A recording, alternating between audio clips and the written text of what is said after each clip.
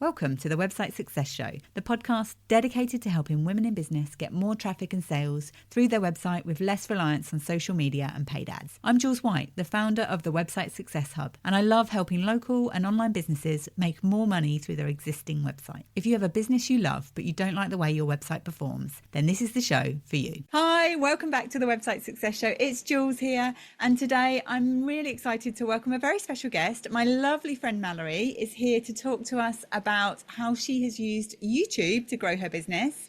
As part of this series we've been doing on the different ways that we can grow our business without social media, I had a chat with Mallory and just knew I wanted to get her in so we could have a little chat on the podcast about how she's used it. So welcome, Mallory. It's so great to have you here. Hi, thank you. It's awesome to be here as well.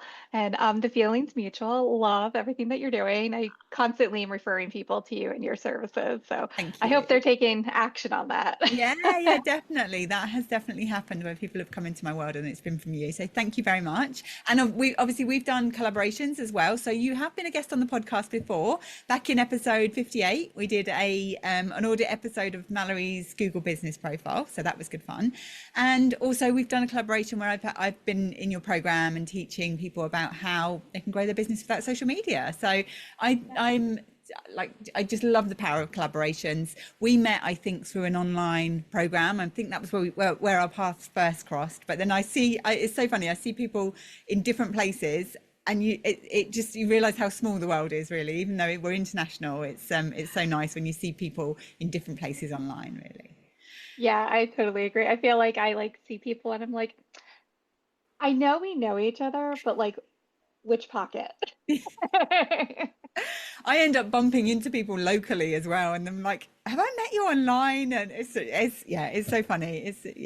It's a bit like the beauty world. It was always very small, and you end up seeing the same people. So, and probably the same in the world of therapy as well, I would imagine. So, Yeah, but I think it says a lot about the connections that you make, that if your name keeps popping up in different circles, even if you're not actually in that circle, that just goes to show you the power of, word of mouth, networking, connecting, and it doesn't all have to be like having a fancy Instagram or whatever the hot social media is of the moment. yeah, absolutely. Yeah, it doesn't have to be posting every day. And I love the fact of building relationships because no algorithm can take that away. Whatever happens, those people that you've got to know and you've built that trust with, I think just is always there, really. So yeah, I love it. Love it, love it.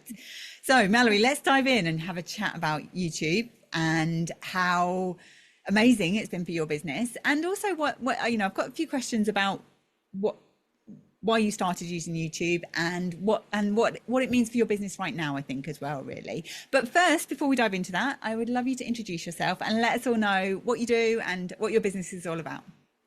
Yeah, absolutely. So my name is Mallory Grimste. I am a licensed clinical social worker in the states of Connecticut and New York. In the US right now, it's your license is by state. So you can't necessarily cross practice unless you have reciprocity is what it's called. They're working on changing it, but it's not quite there yet. But I work primarily with tweens, teens, and young adults that are going through different transitional phases. Usually anxiety and depression, identity concerns are kind of in there.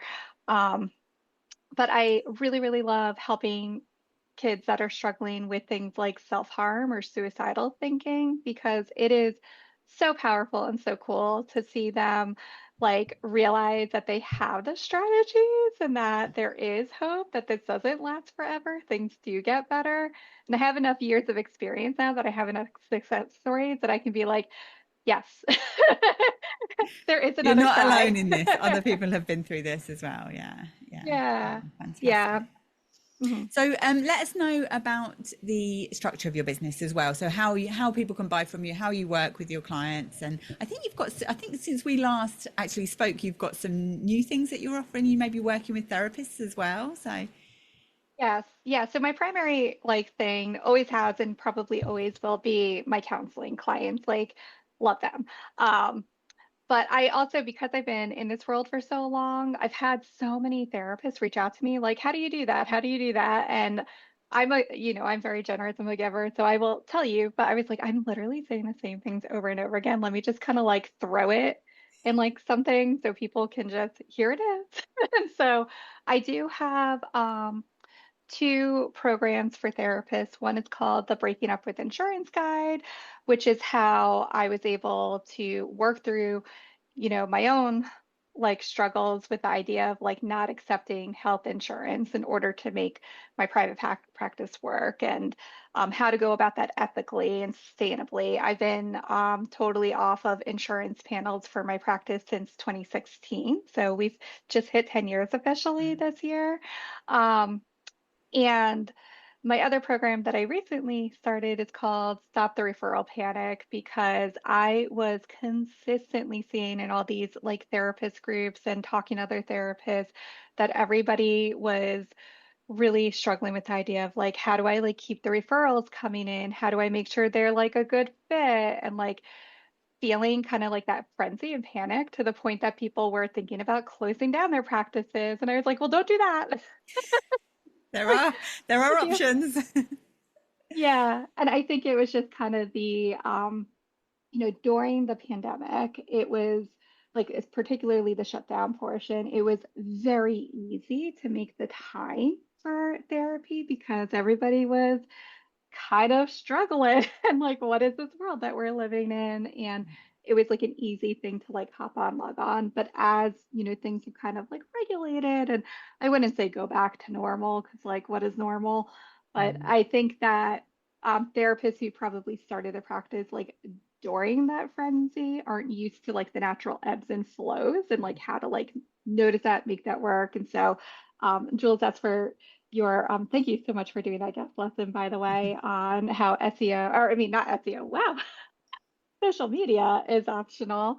Um, because I think a lot of people see like the build up and they're like, oh, I need to like be dancing on camera. And that's a strategy. That's totally an approach, and you can do that.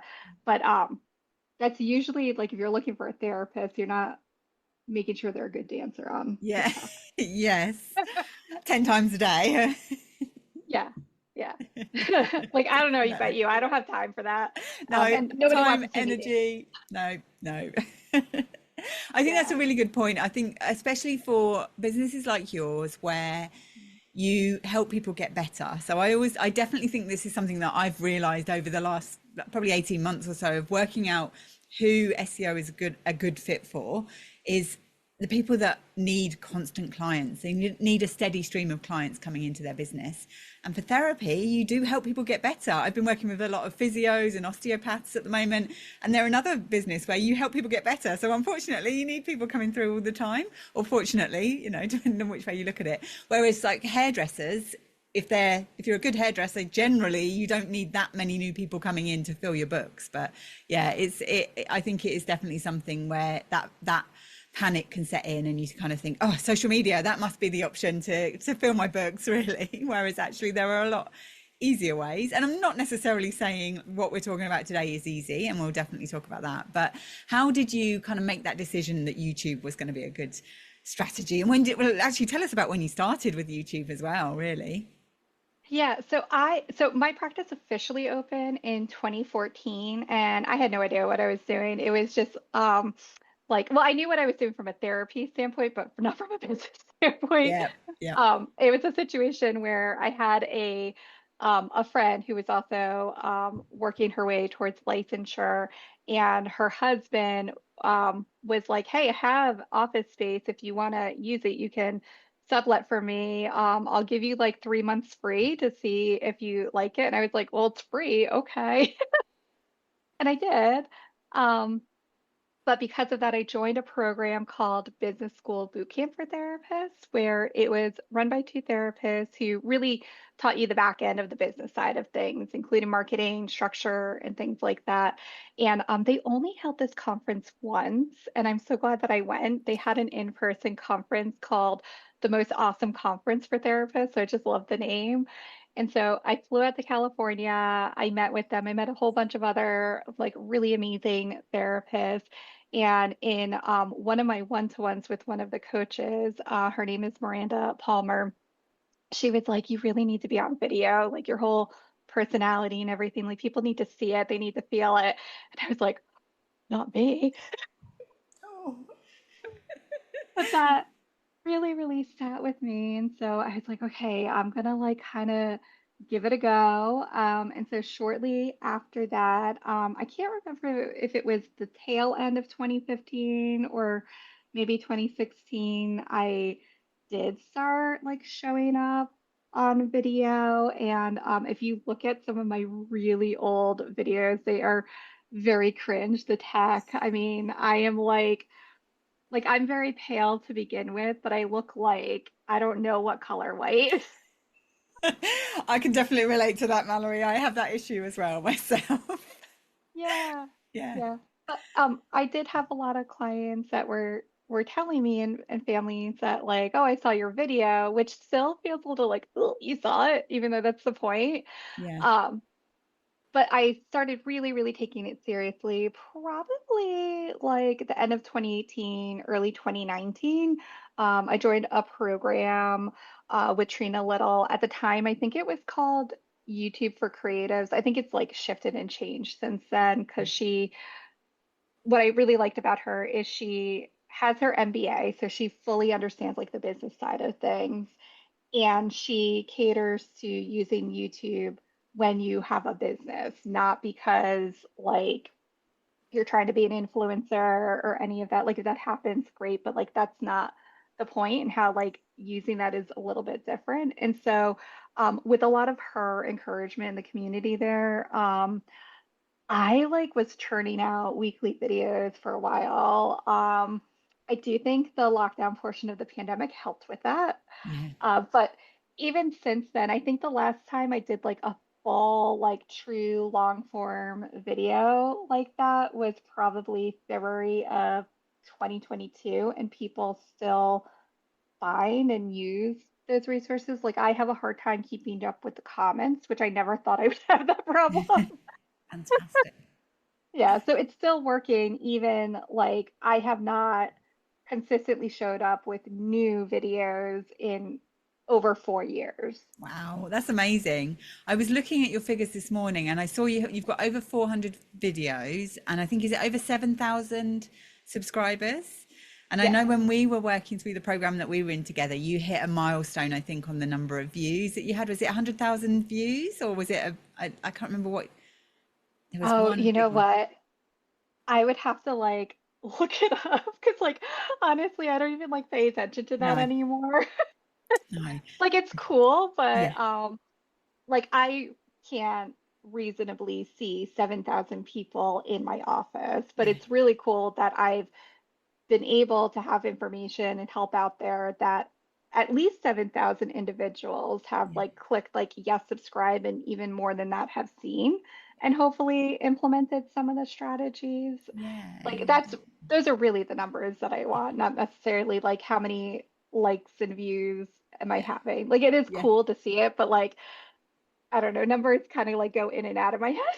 Yeah, I think that's a really good way to approach it actually, because a lot of these things can be vanity metrics.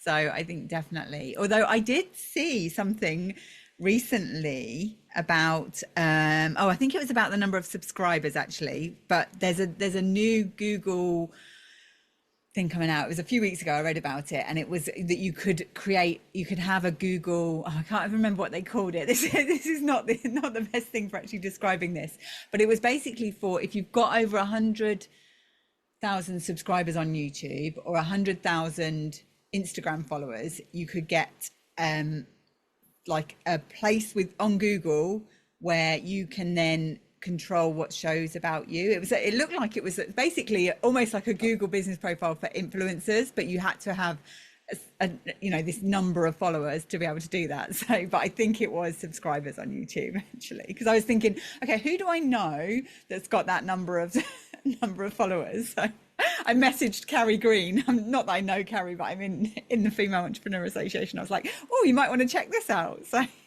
Yeah, yeah. but anyway, that They're was it. always doing things like that, which is Yeah, like pretty cool. Like one yeah. of the things that I really like that YouTube specifically has done since the pandemic, because there was all sorts of misinformation going out there and Mm, people claiming they had a certain authority that they didn't, which is troublesome, which is a big reason why I do show up publicly yeah, to be like, I'm an actual therapist, and this is really what we recommend. Yeah. Um, but they have this thing called YouTube Health Shelf, where if you are a licensed professional, you can submit your credential information and they like make sure it matches up that you are who you say you are.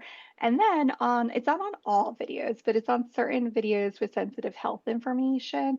It will show up at the bottom. It's like a little blue bar that says that this is from a licensed healthcare professional or Wow. mental health professional or whatever your profession is. And I've seen it on I can't think I think the channel name, it's like Mr. and Mrs. Muscles. I like follow along with their workouts sometimes. I really like them. But they're like actual licensed personal trainers, like with certificates. So like sometimes on the bottom I see it on there. So it's not exclusive to like licensed clinical social workers. And I've seen it, it's like across the globe in different countries. So Ah, um, I amazing. love that they're Yeah. differentiating that this is coming from an actual provider and not someone with a camera. Yeah, or somebody with AI right now as well. I think this is Correct. definitely, I wanted to talk about the fact of having had so many videos. And I know you said about cringing on your old videos, but I was literally just thinking about this before we came on of how important that is, especially now. And if you are somebody who has built that up pre AI, then I think don't delete, definitely, I know you wouldn't, but don't delete the old stuff because it shows that you knew what you were doing and that you are legitimate before AI and you're not just somebody who knows how to use AI. And I think in terms of Yeah. actually from an SEO point of view and showing up in AI search and getting recommended in AI search, that is what the AI bots are going to be looking for, that you're trustworthy and that you are a legitimate human who has these lived experiences. So yeah, I think that's so important that those old ones are there for you to cringe at, but for everybody to know that you do know what you're talking about, really. Yeah. And honestly, like even on those ones, I still get comments about like how helpful this was or how like inspired them to like try one of the strategies. Or my favorite is when they like share like their story that they were afraid to talk to their parents and get help and then they did and it was fine and I'm like yes like more Amazing. please. Yeah. And that's not to say that's everybody's experience and I want Yeah. to be sensitive to that. um, but I'm glad that there are people who are benefiting even if like my ego is like oh where's the bronzer. Yeah. No, it's nice, especially in the work that you're doing. I think in the work that all of us are doing, we want to know that we're helping people. And actually, yeah, just even if it's just a comment on your video, then that it's not just a comment, it's somebody's life that you have helped actually. So I think that's really important.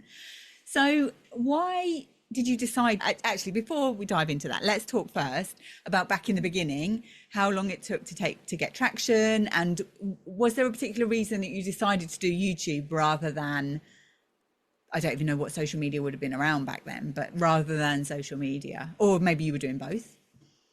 I was doing a little bit of both, but what I was really kind of delving more into was the YouTube videos because it took a lot more um, effort to like plan it out, to film it, to edit it. Like it took a little bit more labor and love, and so I was like, let me like focus on that. And I was like learning that skill as I was in that program. Now, oh my gosh, like the people who are starting now have so many cool, just like Descript was not a thing where you could just like click. Boop. Um, Love Descript. yeah, yeah. And I do think I want to be totally transparent that one of the things that I think really helped me be able to keep up on that and my client work was the fact that I had a friend from college who was a media production major who like graduated, was working in the field, and he was like, "Hey, I've been seeing your videos. Would you want a video editor?" And I was like, "Oh, I don't know about that." And then he's like, "Well, let me just like do a video or two for you and like see how you like it." And he was phenomenal. And so like you'll see a drastic difference To see when he starts maturity. working. You'll see the before and after difference for sure. Um, but he had a change in his own business structure and everything, and so he was discontinuing that service, and so I think that video in February was the last one he did for me. And I was like, oh, yeah, yeah, I'll get back to it. I'll get back to it. But honestly, I haven't really needed to. And I've been so busy with my counseling clients and with my other ventures, which was the point. And like, how many times can I genuinely share the same like information? Like, if it wasn't continuing to pop up in searches and things like that, yeah, Mm. I would like recreate like a new video. But like at a certain point, I'm like, okay, I have like 400 videos, like it's there and I can share it. Like that, the core information is not shifting or changing. No. And so I can, like, if I have a new client who's struggling with separation anxiety, I can um, like talk with them about it in session, but I can also follow up and be like, hey, outside of session, if you want to review this, here's something that you can use. Yeah. And I do tell my clients, like, it doesn't have to be my video. Like, that might be weird. But there's so much helpful information out there now. Yeah, definitely. And if people trust you, then why not your videos versus Yeah. somebody who could have just generated an AI one? So definitely, I think, yeah. So do the videos still bring you clients, and have they brought you clients over the years? Is that I guess that was kind of the goal, but did it actually do what you wanted it to do?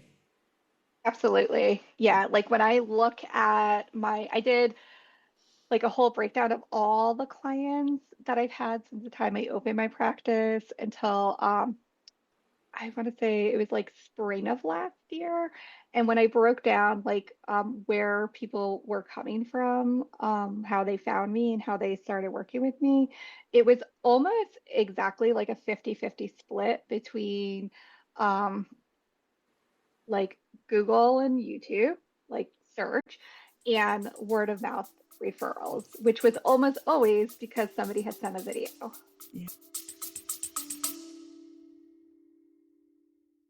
Just a quick break here. If you're ready to get more from your website without feeling overwhelmed, come and join us in the Website Growth Club. It's my monthly membership where we focus on one simple, actionable SEO or website strategy each month, with step-by-step lessons, live Q&As, and real support to keep you moving forward. You don't need to do it alone, and you can find out more and join us at thewebsitesuccesshub.com/grow. Amazing. I love that. I absolutely love that, obviously. I think that's just fantastic. So were you doing other things to market your business as well? Or whether things did you kind of make that decision of no, that's what I'm focusing on and I'm gonna let the other stuff go. I'm gonna not do the social media too much or at all or So in the very beginning, like when I made the decision to like focus on YouTube, I was pretty much just doing YouTube, turning it into like a really sloppy blog.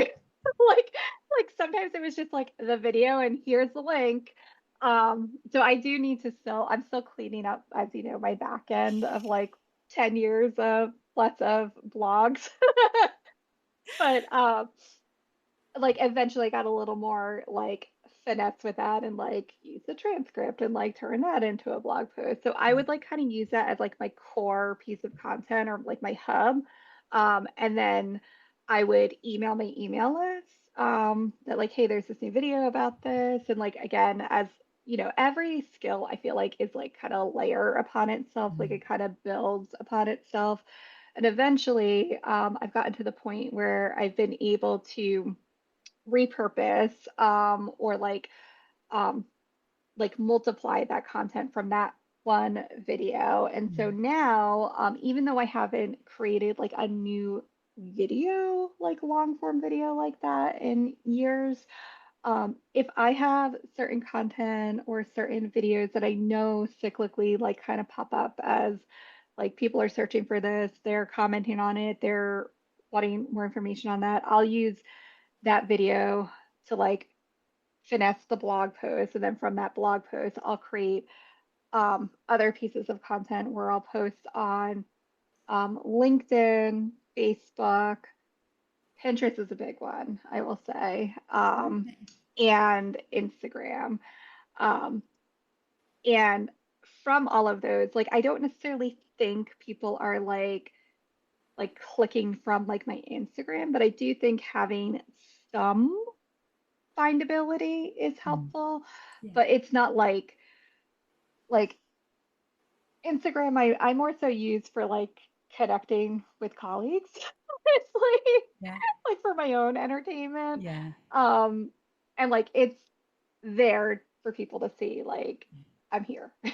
Yeah. Yeah, absolutely. Yeah. I think having a presence there, and if you have already got a presence, then it's certainly not, it's good to keep it and not, I wouldn't say if somebody's deciding to completely break up with social media, I wouldn't be deleting your profiles because it's there and it just helps to show that you are online. But this is in terms of like not having to keep posting and not having to use it and not having to Yeah, log in if you don't want to. It's all optional. That's the whole point of this series, is that social media is optional. And optional means you can choose to use it for some things if you want to, but you don't have to use that to grow your business.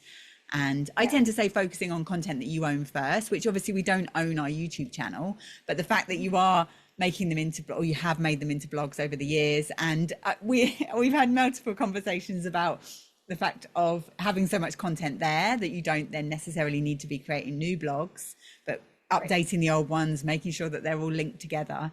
It's definitely a work in progress, but I think for all of us, I've been thinking that about my own blogs and things as well. And I'm actually currently creating something that will help with that, help with trying to even understand what content we have out there, because I think that's the thing, is we have this websites full of content, we don't necessarily realize how much is there and how many opportunities are there as well. So yeah, it's definitely that. So if people, so do you think of as YouTube as, because I know some people think of YouTube as a form of social media, do you think of it that way, or what are your kind of thoughts on it really? Um Technically yes and no. Because there is a social media aspect to it. There is um and again, they're like always changing like what unlocks in terms of features. Like some things, like I remember you had to wait till you had 100 subscribers and then 1,000. Like it's always shifting. So like I have no idea what the status part is for this or if it's just like a feature now. But at some point I unlocked like the community posting, Mm. which means like when you're scrolling, like it almost is like a feed where you can like have an image, you can have a poll question, you can have like just a text that you can post. It doesn't have to be a video that shows up with video, of course. So it's like old school Facebook, I feel like. um, but like you don't necessarily have like a social media profile. Like your profile is your channel page, which is like your videos and things like that. Um, but I do look at it more so as like search engine Mm. with a community aspect Yeah. because Google owns YouTube now Yeah. and they have for several years. And like I even notice like when I check like okay, am I showing up for like the the people's searches that I want to? Like my physical office is in Branford, Connecticut. So if somebody is searching for um a therapist for my teenager in Branford, Connecticut, I want to be popping up so that they know that I'm accessible, that I'm Yeah. findable, that I'm here. Yeah. um, and then they can search if it's like a good fit from there. But I want to at least be an option on the menu. Oh yeah. Um, yeah, and so what I've seen is that, and this is where I think like the trifecta truly is having a website with blog posts, YouTube, and Pinterest. Because when I search for those things, not only does my Google business profile pop up, but so do several of my videos and several of my pins, in addition to the different website pages and blog posts. And so people, depending on their way of learning and retaining and absorbing information, they have multiple options. They have visual, they can read it, they can watch it. And I totally forgot because like it feels like such an afterthought, but I have actually also like used the audio from the YouTube videos and literally just uploaded them as podcast episodes. Yeah. Um, Again, it's like not like the prettiest or smoothest. Like I don't even like do an intro. It's just there. Doesn't matter. I Um, think, yeah, if people, and because the great thing about audio is people can listen when they're out walking the dog or when they're, like, yeah, on for your kind of clients for on their way to school or something like that, they can be listening. Whereas maybe they don't want to be sitting watching a video, so you can be just there in their ears when they're going about their daily lives. I think really, so yeah, yeah, definitely, exactly. it's really important. Yeah, I think certainly the search engine part of it, and I guess that's part of the power of Pinterest as well, is the searchability of it. And certainly when I googled you earlier, it was your website was top, then your YouTube, and then your Google business profile was on the side, and then I saw Yep. some of the other stuff. So there was certainly a real presence online of the like different places that you exist, which is really important for AI search as well, I think, really. So definitely. So if you were starting your business again and trying to take yourself back to, well, I don't know, I suppose it's hard because the world has changed so much, but would you Mhm. do YouTube again? If you had your time again, would you go for YouTube? Oh yeah, absolutely, hands down. I tell everybody that um, because I think a lot of people like you get like those dopamine hits of like, oh wow, another video from like TikTok and now Instagram Reels and Facebook has their own Reels, like the short, quick like satisfaction. And because they push it out to so many people, the vanity metrics, man, they get you on these because it's you have a 7 second video. So it's easy for people to watch and rewatch versus like a 7 minute video. I mean, that takes a little more attention and care and everything. And so with that, I tell people if you're going to be making videos anyway, even if they're short videos on these other platforms, like they're going to push it out immediately, but they're not going to like, there's no way to like search it up again. Like I can't tell you how many Mm, times I'm like, oh, I want to like pull up that video. Where was it? Where could I find it? But if it's on YouTube, it's going to show up. And if you in your description have it, you can have it automated where it automatically populates like your general description. You can like personalize it from there. So you never have to forget to link back to your website. I have a little disclaimer that like while I am a licensed mental health therapist, this does not mean that I am your therapy. This is not therapy, you know, that yeah, little legalese. yeah. Um, but that's another hit for people being able to search you up and find you. Yeah, yeah, definitely. Yeah. And SEO on there as well for YouTube. It's got massive SEO opportunities. So with all of those words within your transcript on YouTube are definitely searchable. And I think that's definitely something when you were talking about turning those videos into blogs, it's your own, and I do that with mine as well, and I definitely have done that where I've just put the podcast episode on my website as called it a kind of a blogcast, and just put the transcript on there.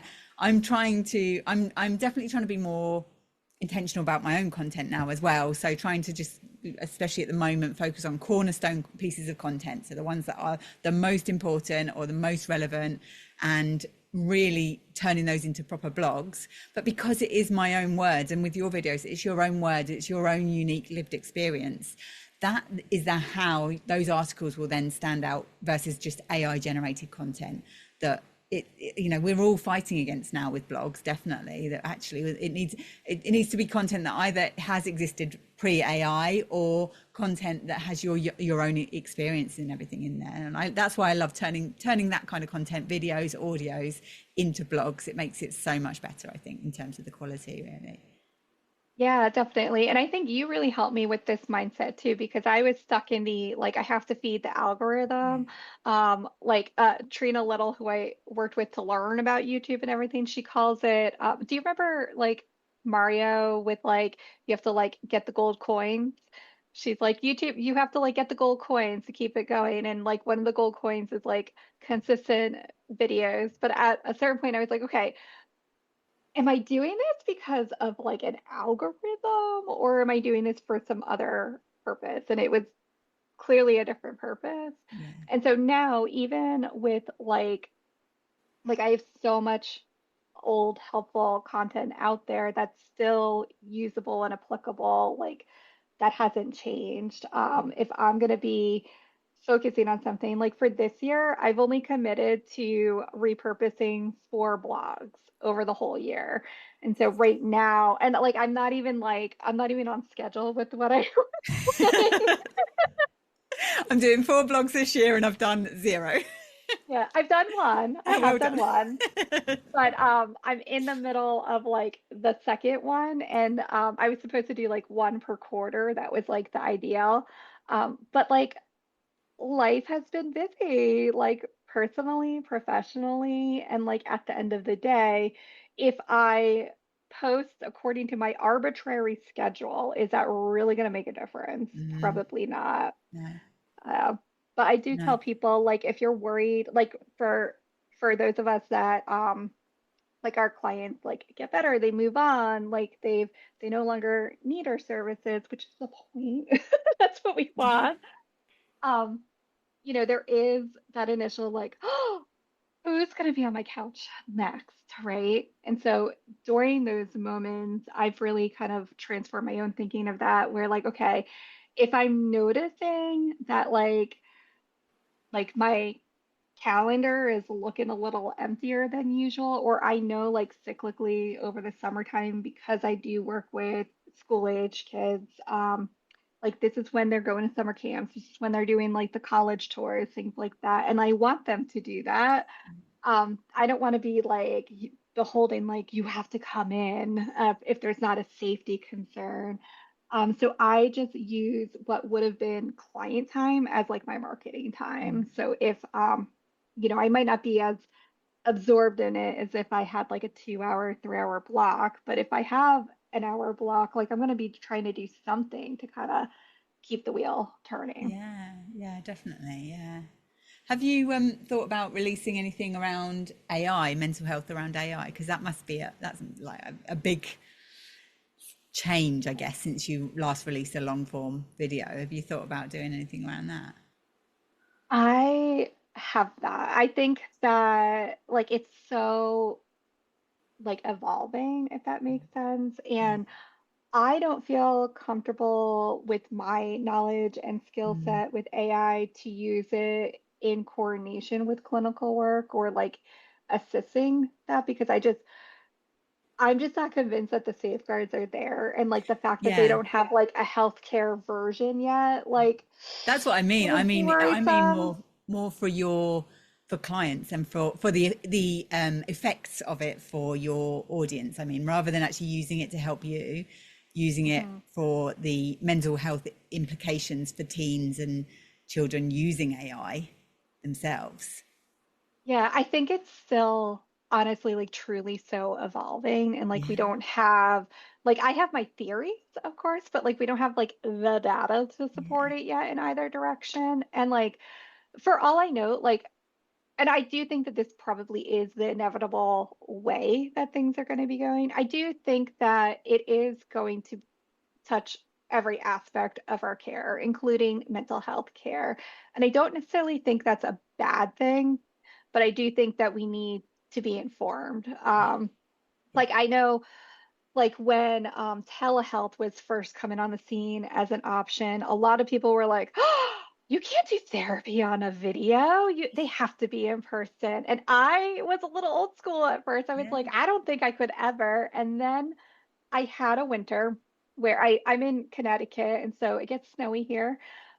We had a really bad winter one year where it was like almost every Tuesday and Wednesday, it was like such bad snowstorms that like nobody was going in anywhere. Like roads were shut down. It was just a mess. And that was probably like a good 5 or 6 weeks in a row. And so I just wasn't seeing my kids that would regularly be coming in those days if they weren't able to reschedule. And I only had so many hours that I could give. Um, and a lot of them really struggled. And so that was like my moment of like, well, I have to kind of get over myself, figure this out. And thankfully I did. And so we were using it as a backup for like if there was like a health or traffic or like snow or something like that. So by the time that the pandemic hit, was gonna say, my clients and I were already familiar with this, not to this level, but I was going to say, was that pre-pandemic? And I bet you were glad that you'd already yeah, explored that because oh no, yes, that's we had fine. our system set up. We don't need to stop anything. It's fine. It's fine. Yeah.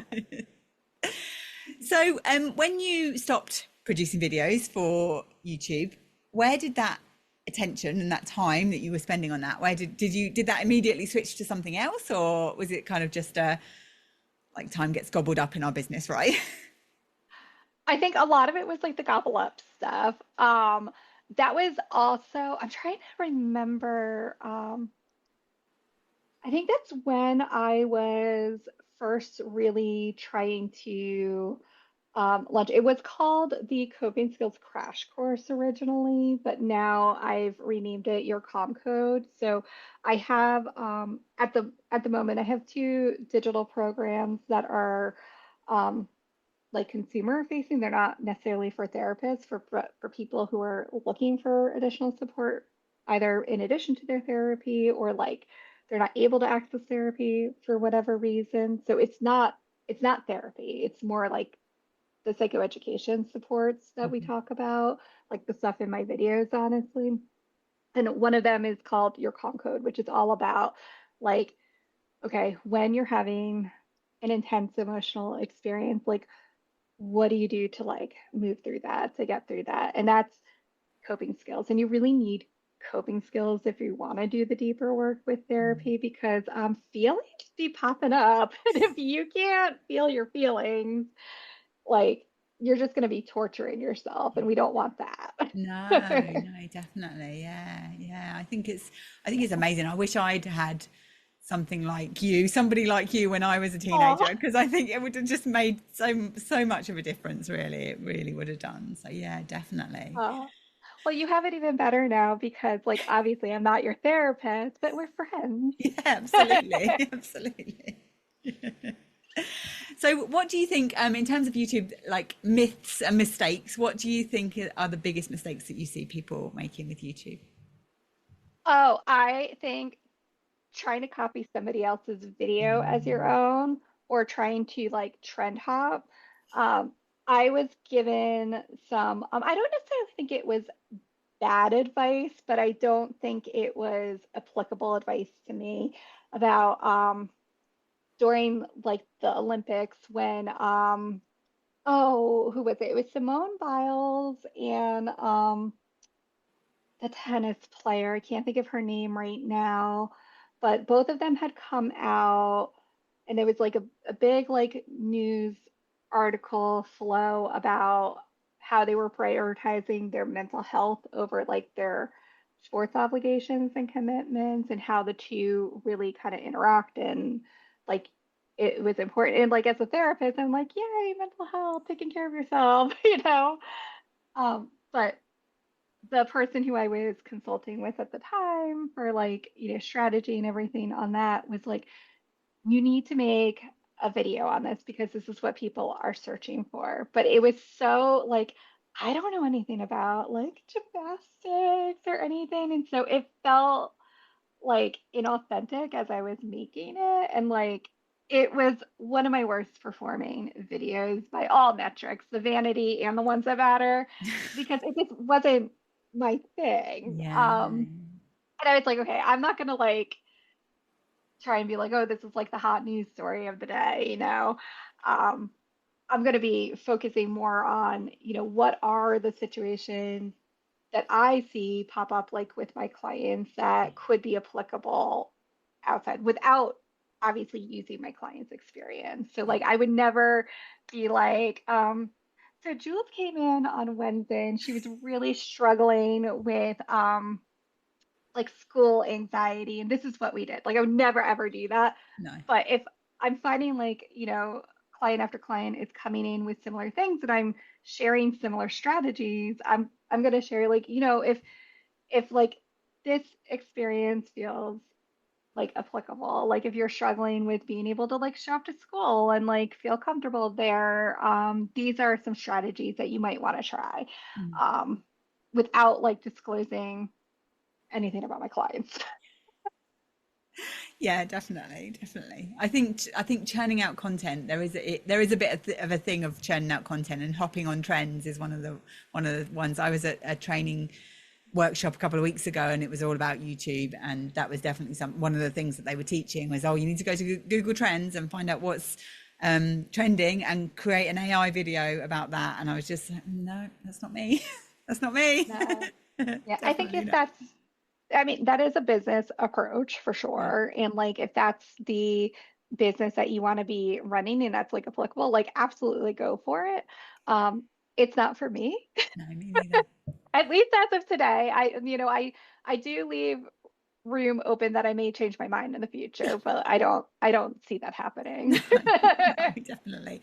I think the authenticity and being yourself and focusing on what you know as well, rather than trying to be everything to everybody, I think is always going to be a winning formula, really, to be honest with you. Yeah. And I will say also, like, don't get caught up in like how you sound, how you look, things like that. Like, people do need to see all sorts of bodies, all sorts of representations. And so the fact that like you are showing up as long as you are yourself, like, that's the biggest thing. Like, Yeah. I remember asking, I'm like, oh, like, should I like pay and get my makeup done before I hop on video? And they were like, no. Definitely not. Otherwise, you're going to do one video and that's it. Yeah. Definitely. Oh, I went through that definitely with the podcast, where I started to worry about, am I delivering enough value, and is this actionable enough, and am I giving too much, like, am I giving people too many things to do, and all, started massively overthinking it, and started then trying to write myself more notes than I normally would. And you can definitely see it, and I listen to those episodes and I just think, oh no. Whereas actually the ones where I'm just a little bit rambly and, just me talking about what I know, I find that, yeah, I listen back to them and I think, no, that definitely is a better episode than one where I've tried to fit it into some kind of script or structure or something like that, really. Definitely. Yeah. And I will say, I know you didn't ask about this, but can I kind of jump into like the metrics that like Mm. actually matter on YouTube? Please do. Um, like, besides obviously like the main metric that I'm always looking for is are the clients that are finding, or the people who are calling to become clients of mine, aligned? Like, is that a match? And are they like becoming clients? Like, that's the ultimate thing, right? Is it like helping, that sort of thing? But in terms of like on YouTube, if you are trying to like reach a certain goal, like a certain subscriber or like view count or something like that, to like unlock some feature, um, the main metrics to really pay attention to are not likes, they're not even comments or anything. Or, I mean, subscribers do unlock aspects, so like maybe that's something. But in order to get those, it's really average watch time. You want to shoot for people watching at least 50% of your video, and you want to, like, the more the better, because that means that they are actually like literally engaged with their video, like they like what they're hearing or seeing, like they're following along. Um, and also, it's called your CTR percent. It's like click. Oh gosh, I don't even remember what it's called, but it's like your click through rate, which is basically when they see your title and your thumbnail, are they clicking on that to watch the video? Um, so you want that. I believe like a good percentage to shoot for is like 3 to 5%, but that's like, I mean, that's like a stellar top end kind of a click through. But if like you're getting like 0.5%, like just seeing, okay, what can you do to get it to 0.6% to 1%, like any movement forward, those are those gold coins that woman Trina talks about, that YouTube wants to see. Yeah. So you can, and what's cool now, they didn't have this in the beginning when I started, but now you can actually go into your individual videos and see where people are kind of like dropping off. So you can see, okay, what was it like right before then? like, what are the theories? And for me, I found, everybody in the beginning with editing and stuff, you've got to have like short, quick clips, yada, yada. People watching my videos did not want that. They just wanted a video straight through Yeah. talking, like don't cut it up so much, don't like flashy or anything, which I was like, oh man, do you know how much time and energy that would have saved me? Yeah, absolutely. If I'd have known that. Yeah. And then the algorithms change or trends change, and then it's like, oh, okay, right, now we'll try something different. Yeah. Yeah. So it's been amazing talking to you. So if people want to find out more about what you do and how they can have a look at your videos and learn more from you, where do they need to contact you? Yeah, so my handle on everything, including the YouTube channel, is at Mallory Grimste. So it's just my name spelled out. My website is MalloryGrimste.com. Pretty much everything is there. So if you want to see like where I am or what I'm doing or anything, that's a great like hub. Um, Love but that. yeah, I would love to see you on the YouTube channel. And like, if you're obviously coming from this podcast or Jules World, leave me a comment and be like, "Hey, I heard you with Jules." Absolutely. Yeah. Tag me in that as well. I'll link to your channel in the show notes on this and link to my channel as well. So yeah, come and have a look, check out Mallory's stuff. And it's been fantastic. And I hope this is just some inspiration on different ways that we can grow our business without social media, really. And I think it's definitely something to consider. So it's not something to go into lightly, I think, especially with YouTube. It's something that it does take time to produce videos, and the great thing is if you're doing that, it can continue to deliver for you for years to come, really. So I think that's important. Yeah, Definitely. absolutely. And you can literally just reshare the same video. Yeah, definitely, yeah. And I guess once you've got people that are actually watching your videos that are 4 years old, even just you going in, as you say, you can't keep up with the comments, even just doing that is helpful because it tells people that you're still active and that your business is still there, I suppose, really, doesn't it? So Yeah, yeah. fantastic. Oh, it's been so lovely to have you here, Mallory. Thank you so Yeah, much. yeah. And Thank you. thanks for listening, and I'll see you soon. Bye. If you'd like to attract more local clients, grab my free local visibility checklist. It'll show you the simple steps you can take to show up in your area for what you do. You can download it at thewebsitesuccesshub.com/local. And thanks for tuning in to the Website Success Show.